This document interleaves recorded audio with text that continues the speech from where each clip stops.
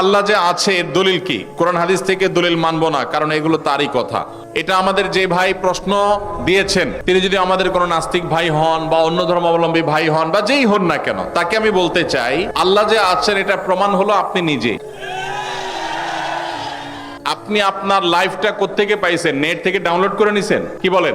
আপনি নিজেকে কোত্থেকে পাইছেন? আপনার আব্বা আম্মা আপনাকে নেট থেকে ডাউনলোড করে নিয়ে আসছে? ভাইরা আমার, আমাদের অস্তিত্বই আল্লাহর অস্তিত্বের সাক্ষী।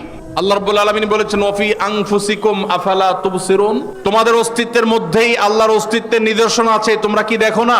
ভাইরা আমার, আল্লাহর এই বিশাল সৃষ্টি জগৎ, এই মহা সৃষ্টি, এত বিশাল সৃষ্টি জগৎ দেখার পরও যদি কেউ স্রষ্টাকে বিশ্বাস করতে কষ্ট হয়, তাহলে তার মতো হতভাগা আর কে হতে পারে? ভাইরা আমার, এই সৃষ্টি জগৎই স্রষ্টার অস্তিত্বের সাক্ষী।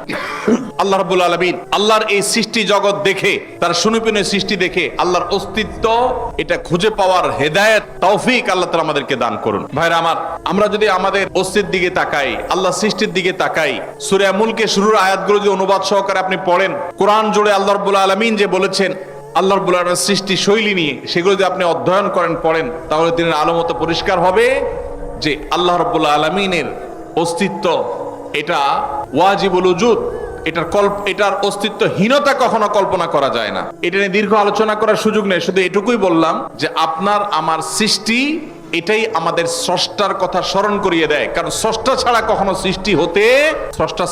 সৃষ্টি হতে পারে? ছোট